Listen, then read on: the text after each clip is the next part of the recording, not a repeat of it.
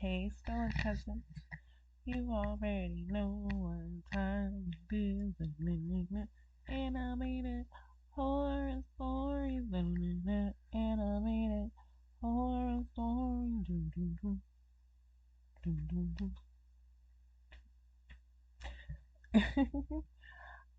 dun. I am our scary tales, the homies.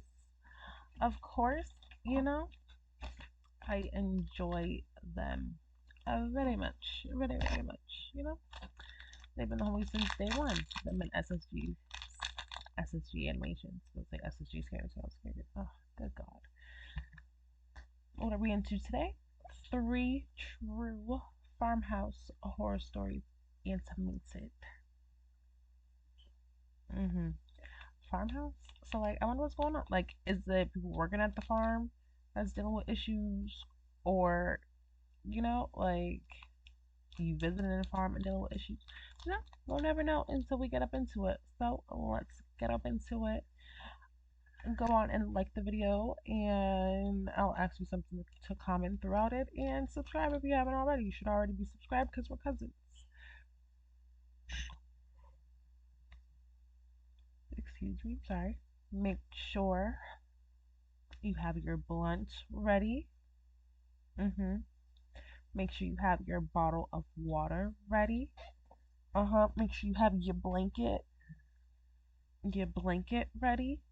Mine has a hood, so it's automatically better than yours. I'm sorry, unless yours has a hood too. If yours has a hood, then it's equal. If it's colored, then it might be better than mine. But if it don't have a hood, it's not. And make sure you have yourself a bag of chips so you can snack. Blunt, bottle of water, bag of chips, blanket.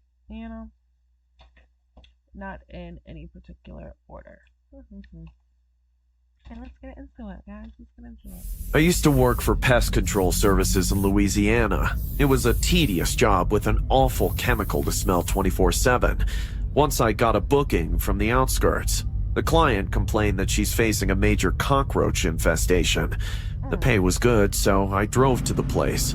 There was a big wooden signboard with the name The Mannequin Farm written on it. That's an ode name for a farm. I rang the doorbell and waited. Minutes went by and no one opened the door. I knocked heavily this time and heard a feeble woman's voice from inside. Coming, dear. An old woman opened the door. Are you from pest control? Yes, ma'am. Come in, dear. I stepped into the house and the immediate smell of bleach and detergent hit me. Damn, no doubt she's having issues. I tried to kill those vermin myself, but it doesn't work. Seems like they need a way more painful death to die. You don't say. Suddenly, I heard a scratching sound behind a door on my right. That's just my cat. A poor baby must be hungry. I'll feed him later. She took me to her kitchen. I must say the house looked way cleaner than I expected. No dust and no garbage on the floor. It was a little weird to guess that such a tidy place can face pest issues. But then again, she was living on a farm, near the woods. So it was possible. I kept my backpack on the kitchen floor and started my job. The old lady stood behind me and watched me work. Every time I turned to her, she gave me a huge grin, flashing her yellow, broken teeth. I started making small talk to avoid the awkward silence. So, you live alone, huh? Yes. I never married. And also, I don't think anyone can live with me. Why do you say that? I'm an artist. It's hard to understand an artist. I kept working, thinking the woman will leave me be, but she didn't. She just stood there and watched creepily. Do you mind if I use your washroom? Down the hall on your right. I crossed the dark hall and entered the bathroom. The light wasn't working. The morning sunlight coming from the window made the bathroom visible. I did my business. I pressed open the garbage can and saw a vicious sight. There was a skinless animal head inside it. Maggots were eating it inside out. I left the bathroom right that moment and straight walked to the main door to leave. I knew I had my keys in my pocket and I was sure to drive away. But after reaching the main door, I tried to twist the doorknob. but it was locked from the inside, probably with a key. The woman was nowhere to be found. That's when I heard the same sound I heard entering the house. The lady said it was her cat scratching the door from the other room. I walked close to it. It was locked too. I crouched down to look through the keyhole. At first, I saw nothing but darkness, and suddenly, I saw an eye looking at me, and immediately I heard an inaudible cry of words followed by loud banging on the door. Who is it? Hello? Why is you talking? Just then, I felt a strong blow at the back of my head, and I fainted. Strong.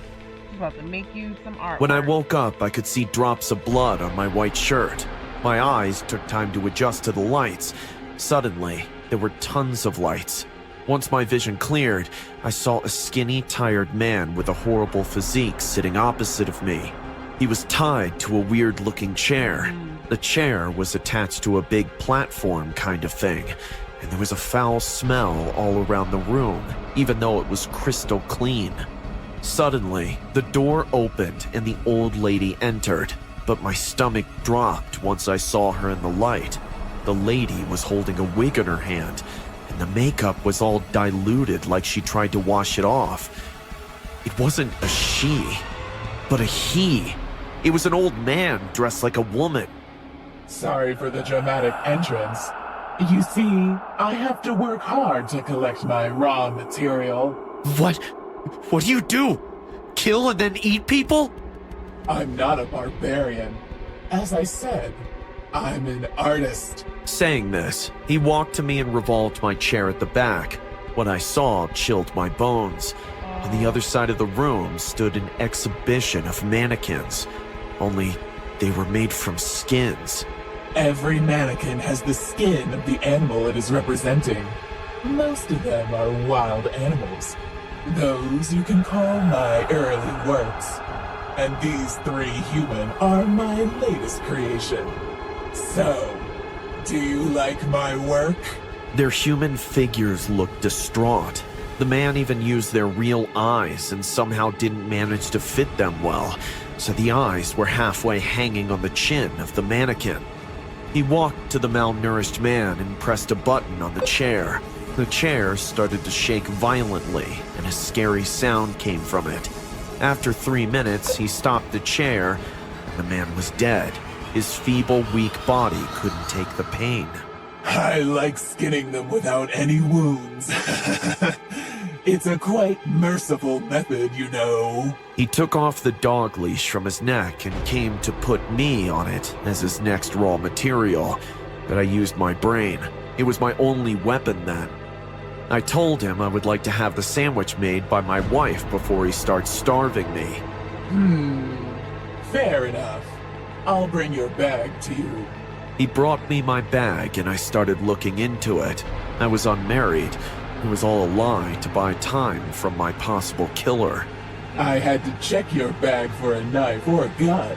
Hope you don't mind.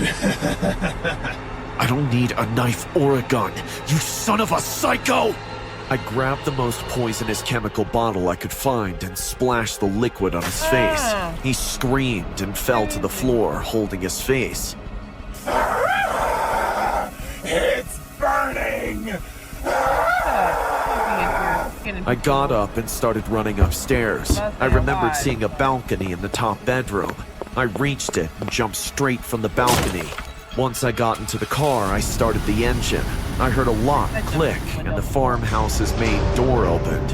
As I reversed the car, I could see the man standing on the porch. His half face was melted, yet he watched me with one eye and then waved at me.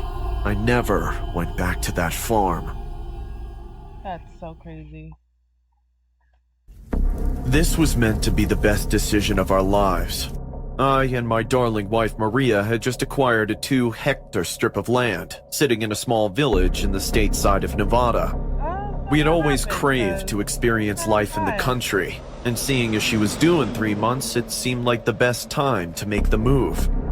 The property came at a steal price, and to make things even more interesting, the realtor said it already had a cornfield on it. It was too good to be true. But If only I had known the truth, I would have torn up those deed papers there and then.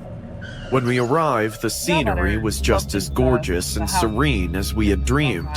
A small cottage was standing in front of us, and we could see the cornfield towering over it from behind. Maria walked towards the house with our pet dog Rex, while I carried out the rest of our stuff from the trunk. Suddenly, the dog began to bark incessantly like it had just seen the mailman. Now, if this dog don't like this house, because I promise you I was just about to say, and if the dog don't like the house, y'all don't need to go up in there. And then he started saying, and the dog began to bark. Like, listen to the signs. Listen to the signs. If you first get somewhere, you ain't do no background check or nothing on the damn property, and then your animal starts going crazy, don't go up in there. It's some body, some demons, some something. Man, it bolted to the back of the house. Rex, come back! Maria called out, and she went after him. I was still very much preoccupied with the heavy bags when I suddenly heard a loud shriek. It was Maria's voice. My heart skipped a beat. Forthwith, I dropped everything and raced to the back of the house. Upon reaching there, Maria was panting heavily with her hand on her chest, while Rex seemed a lot more docile. "What is it?" I hastily asked. Oh, I'm sorry, honey. I was just frightened by the scarecrow. Maria responded. "The what?" I muttered to myself. Upon lifting my eyes, I was also left traumatized by the most disturbing and hideous-looking scarecrows I had ever seen in my life, and they were pegged all over the cornfield. Ultimately, it seemed like a problem for another day, so we just left it alone and made our way into the house. Later that evening, we heard 2 resounding knocks on our front door. We had only just moved in, so we definitely weren't expecting any visitors. I approached the door and swung it open. It was an offbeat and tattered-looking old man, and he had a dirty inverted cross around his neck. He just stared at me with a blank expression on his face. Can I help you with something?" I asked. "You cannot help me, but I can help you," he responded. He forcefully dragged my hand, took the cross off his neck, and placed it in my open palm. He was pretty strong for a man his age. I felt harassed. I immediately retracted my hand. "Hey, get your hands off me!" I barked in outrage. "There's no time to waste, son. The harvest is almost upon us. Hang the cross on your doorpost, or dire consequences shall follow," the old man ominously warned. Would y'all hang it up? Hee hee hee hee hee. Would you hang it up or won't you? I know I'm hanging it up. I don't even live here. I said it looks creepy, but hey, people that's real forceful, they're either trying to kill you or they're trying to help you. They ain't got no time for nothing. They about to tell you what they got to tell you, and that's it. Hang the shit on your door, or else y'all about to die. That's what I heard. So am I hanging it on the door? Yes. Would you hang it on the door, though? Put that in the comments. Yes, I will hang it on the door. No, I won't hang it on the door, and here's why. I was still trying to figure out what was happening. Before I could ask any questions, he turned and fled into the darkness. It was a very curious encounter, but not one I had the energy for. I shook my head and slammed the door closed. Honey, who was at the door? "Nobody, sweetheart. Just a prankster," I responded. I momentarily glanced at the cross, then callously tossed it into the fireplace. By midnight, I was awakened by a very strange sound. It sounded like a clanging bell. I went downstairs in my PJs and drowsy eyes to investigate. The sound was coming from a grandfather clock in the living room. But what was most curious was the fact that I had never noticed the clock up until that night. The clock was also concealing a hidden door that had been chained shut. As I approached the clock, my eyes were drawn to window, where I met an even more bizarre sight. The scarecrows were all missing from their wooden posts. They were impossible to miss earlier, but at that moment, I couldn't even see one. Maybe it was just the extra glass of wine I had earlier. I not, turned I around promise and you. stumbled back upstairs. My man mind told you was to hit that probably damn just playing cross. tricks on me. I observed the same phenomenon over a span of 3 days. By nighttime, the scarecrows were gone, but by morning, they would all return. I was bewildered. The villagers certainly put a lot of effort into their pranks. At least, that's what I believed. It wasn't until Rex they be went pranking missing that I knew things had really gotten out of hand. I eventually found his decaying and maggot-infested body lying at the foot of one of those scarecrows within the cornfield. Blood was splattered all over the corn stalks, and a blood-drenched cleaver was lying beside him. Who could have done such a thing? I was still trying to figure out how to explain it to Maria when I suddenly bumped into the creepy old man again. "Did you hang the cross like I told you?" he abruptly No, asked. shit. No, I burnt it," I responded, almost unapologetically. The old man hissed. "Such was the fate of your predecessors. Prepare your household. The harvest will begin after the 11th hour." Hey, wait a minute. Do you know what happened to my... Before my eyes Boy. could transition from Rex's body didn't and hit back, the the old cross. man That's what had happened to your vanished dog. without a trace. Can you By explain midnight, that? just as he had said, I was awakened by the same clanging sound, but this time it was accompanied by a heavy ruckus coming from the cornfield. I peeped through the window to investigate, and a cold chill gripped my spine. It was unreal. It was petrifying. I became weak to my knees. The scarecrows were alive. Each of them wielded a crude farming tool, but it didn't look like they intended to plant seeds. In a panic, I grabbed my wife and hastily sprinted down the stairs. But before I could reach the front door, an axe was driven through it. They had okay. encompassed the house and were forcefully trying to break in. Our last option was the eerie-looking door behind the grandfather clock. It was mysteriously now unlocked. We frantically charged into it. The door closed by itself. Within the room, we found dark scrolls, ancient relics, fetish ornaments, and sinister-looking books, all of which seemed to make mention of a curse and an ancient ritual called the Harvest. From what we could gather, if we had just placed the cross on our doorpost like the old man had cautioned, we would have been exempt from the reckoning. But since I was reluctant, our Okay. fate would pretty I much was be about to say, similar why do to you our keep saying multitude we? of predecessors who were Like either she rotting did. away or had already turned into piles of ashy bones. Go back some, cause I need to Our figure fate. out, 'cause- But since I yeah, was reluctant, fix that. our fate would pretty much be similar to our multitude of predecessors who were either rotting away or had already turned into piles of ashy bones within the cryptic room. God help All of us. you? Oh, so that room they went into, they about to die. They about to turn into bone because freaking he didn't hang the cross. That's crazy. You want to go in there and burn shit and then tell his wife it's pranksters. No, it's an old man spitting facts at the door and I ain't listening. You need to tell the truth. Hi, I'm Paris, and last weekend was the strangest weekend of my life. I was blissfully sleeping in the car while my boyfriend Clark was driving. We were headed to this beautiful farmhouse next to a lake. It was our much-needed break after a month-long busy work schedule. I had closed my eyes and was enjoying the breeze when Clark suddenly applied the brakes of the car. I hit my head on the dashboard and woke up with a shock to see Clark closed his eyes in fear. Clark! What the hell? What happened? He opened his eyes and was even more terrified. I kept asking him what happened, but he didn't reply. He just got out of the car in a hurry and went out looking for something. I followed him out and was losing my patience with Clark's behavior. He looked around and said, "Where did he go? He was right here." Who are you talking about? There's no one here. He Boy, came no, out of you know, nowhere. stupid. I got scared and stopped, but now he's missing. I thought Clark might have dozed off while riding and had a daydream. I told Clark to take a break from driving and I took the wheels. He was still worried and looking around, so I put on the radio and our favorite dance number was playing. Who's on? I started to massage Clark's neck and told him to relax, and just when he was about to close his eyes, we arrived at the gate of the farmhouse, and what we saw at the gate gave us a shock.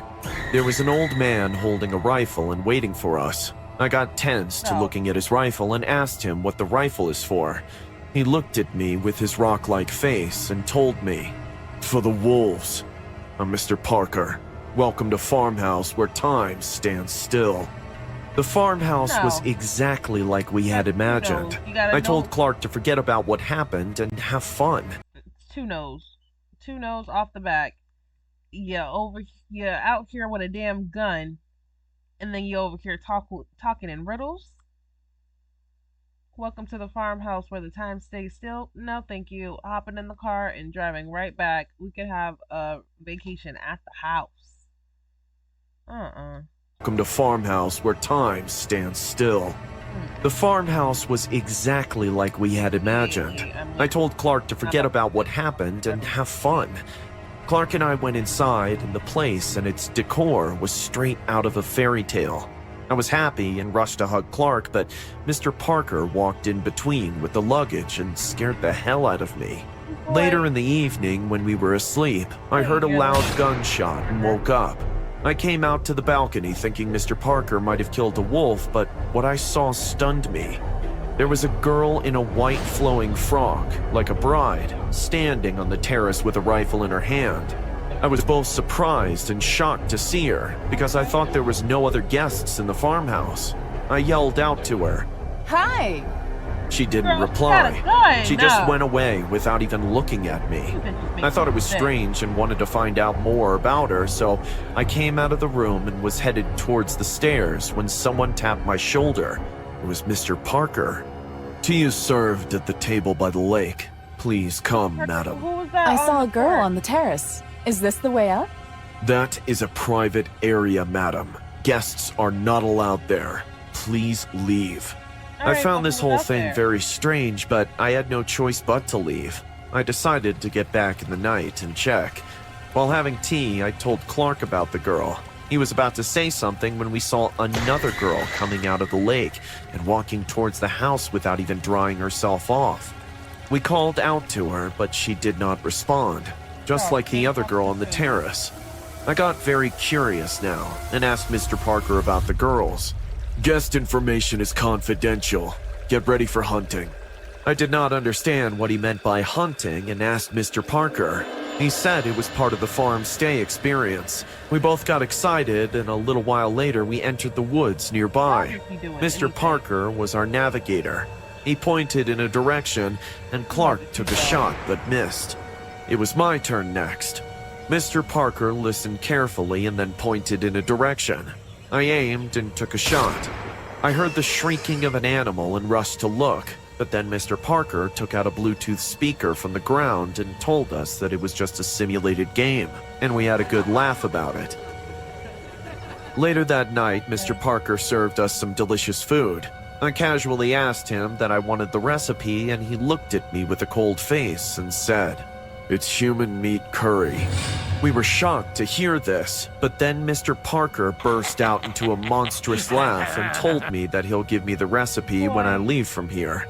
After dinner, I had decided to find out more about the girls, but the food Mr. Parker served us made us drowsy and put us to sleep in no time. And then suddenly, I heard a gunshot and woke up.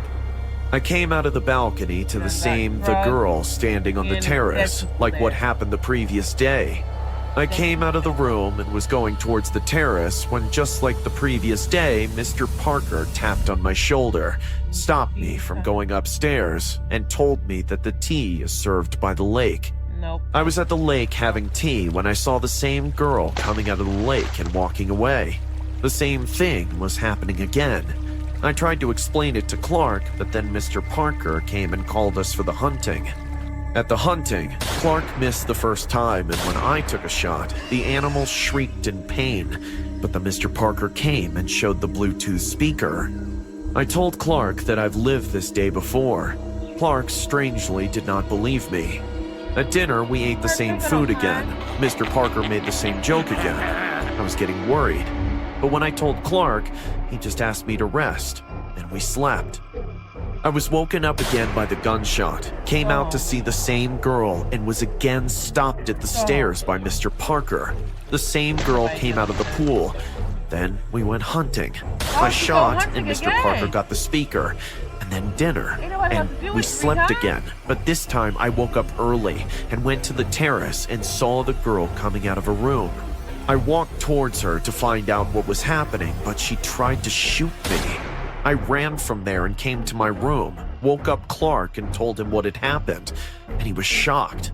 We had to save ourselves, so we sneaked out of the house, started my car, but Mr. Parker was at the gate aiming his rifle at us. I stopped for a moment and then hit the accelerator and drove past him as he tried to shoot at us. We drove away from there, but as we were about to hit the highway, we saw the same man who had stopped Clark before. He told us that he was also one of the guests there and was trying to get out. We didn't believe him at first, but he showed us his ID and begged us to help him. We asked him what was going on in that place, and he told us that the farmhouse was cursed, and whoever came there was stuck in a time loop and couldn't escape. We were lucky enough to get out of there alive, and we never returned to that place ever again. I don't know if I would have let him in my car, y'all, because we seen you 4 days ago, and you still over here. I understand that we're all in a time loop, but you was on the highway like a while before getting to the thing, and now you still there. I don't think I want to let him in my car. What was your favorite story?